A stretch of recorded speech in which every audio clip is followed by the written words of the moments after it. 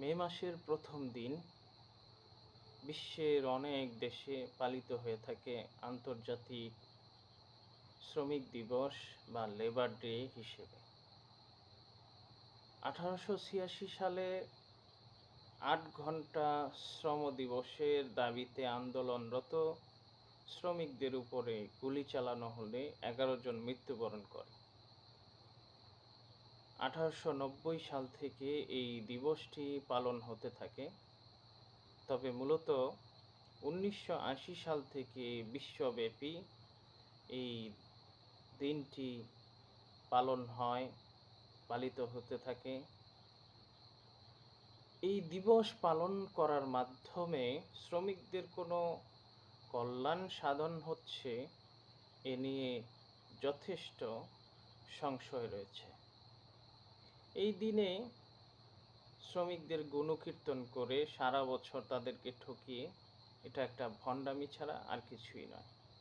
হাদিস শরীফে এসেছে, ফরজ ইবাদতগুলো করার পরে হালাল উপার্জন করা একটি ফরজ ইবাদত। হালাল উপার্জনগুলোর মধ্যে তা হচ্ছে সর্বোত্তম, যা কায়িক পরিশ্রমের মাধ্যমে উপার্জন করা হয়। শ্রমিকের অধিকার ও শ্রম গ্রহীতার কর্তব্য সম্পর্কে হাদিস শরীফে ইরশাদ হয়েছে, শ্রমিকেরা তোমাদেরই ভাই, তাদেরকে তোমাদের দায়িত্বে অর্পণ করা হয়েছে। সে যা খাবে তাকেও তা খাওয়াবে, সে যা পরিধান করবে তাদেরকেও তা পরিধান করাবে। তাকে এমন কষ্টের কাজ দিবে না যা তার সাধ্যের বাইরে।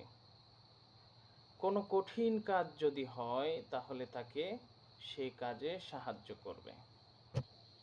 প্রায় সকল নবী রাসূলগণ কায়িক পরিশ্রম করে তাদের জীবিকা উপার্জন করেছেন। হযরত আদম আলাইহিসসালাম কৃষিকাজের সূচনা করেছেন। হযরত নূহ আলাইহিসসালাম কাঠমিস্ত্রি বা সুতারের কাজ করেছেন। হযরত ইদ্রিস আলাইহিসসালাম সেলাইয়ের কাজ করেছেন।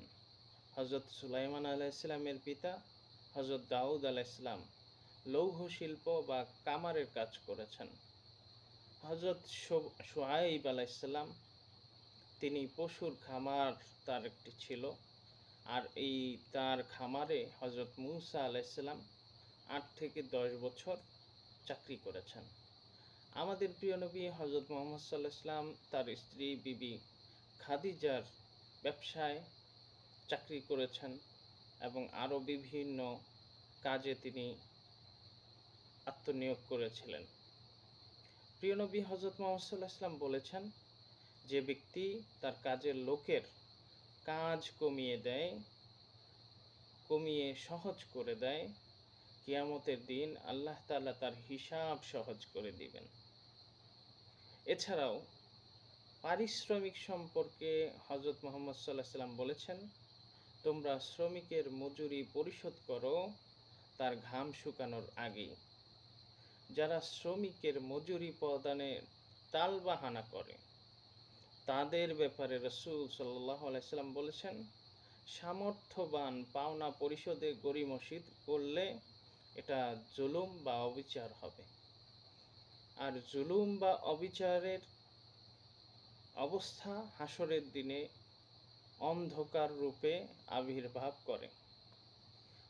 হাদিসে কুদসিতে মহান রব্বুল আলামিন ইরশাদ করেছেন, কিয়ামতের দিন আমি তাদের বিরুদ্ধে থাকব যারা বিশ্বাসঘাতকতা করে, মানুষকে বিক্রি করে এবং ওই ব্যক্তি যে কাউকে কাজে নিয়োগ করলো অতঃপর সে তার কাজ পুরা করলো কিন্তু সে তার ন্যায্য মজুরি দিল না। যদি কেউ কারো ন্যায্য পাওনা অস্বীকার করে, আল্লাহ তাআলা তার জন্য বেহেশত হারাম করে দেন। তাই শ্রমিকের মর্যাদা ও অধিকার যথাযথভাবে আদায় করা অত্যাবশ্যক। শুধুমাত্র দিবস পালন এবং এই দিনে গুণকীর্তন করে সারা বছর ঠকিয়ে বেড়ানো কোনো সুযোগ নেই। এজন্য তাদেরকে শ্রমিকের যথাযথ মর্যাদা এবং অধিকার আদায় করা অত্যাবশ্যক, জরুরি করতেই হবে।